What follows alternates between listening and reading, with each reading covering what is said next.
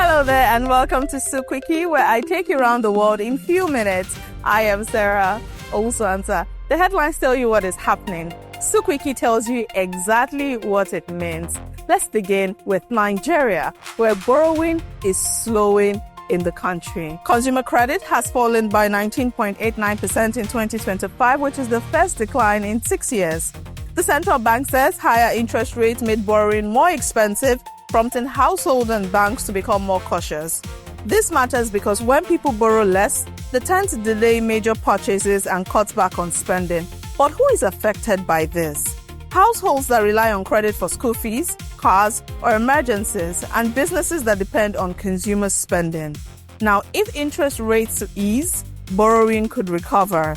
But until credit becomes more affordable, household spending is likely to remain under pressure. Still in Nigeria, where more dollars is coming from outside oil. The Central Bank of Nigeria says non-oil exports help push foreign exchange inflows from autonomous sources to $70.54 billion in 2025. That points to a more diversified source of foreign exchange beyond crude oil.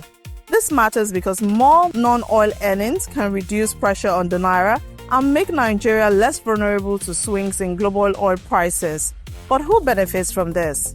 Exporters, manufacturers, and businesses that rely on a more stable supply of foreign exchange. If non-oil exports keep growing, Nigeria could build a stronger and more diversified external sector. Now we move on to Ethiopia, where aviation is becoming a big business in the country. Ethiopian Airlines has reported a 20% rise in annual revenue to $9.1 billion.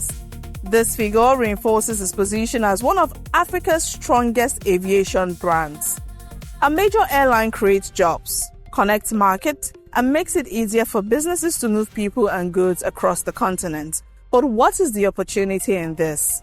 Ethiopia is using aviation not just as transport, but as an engine for trade, tourism, and regional connectivity. Whether that growth can be sustained as airlines face rising fuel costs, competition, and global economic uncertainty.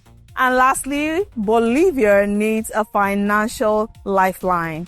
The International Monetary Fund has reached a staff-level agreement on a $1.9 billion financing program for Bolivia as the country battles a severe economic downturn.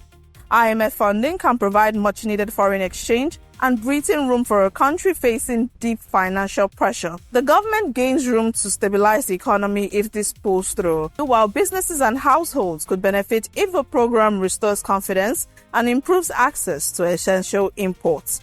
But what happens next? The program still needs formal approval. The key test will be whether the funding restores stability without deepening pressure on ordinary Bolivians. That's it on SOUQ Quickie today. Thank you for joining us on the Thursday edition. Remember to follow us across all of our social media platforms at SOUQ Digital. I am Sarah Olsanta. Have a great day ahead.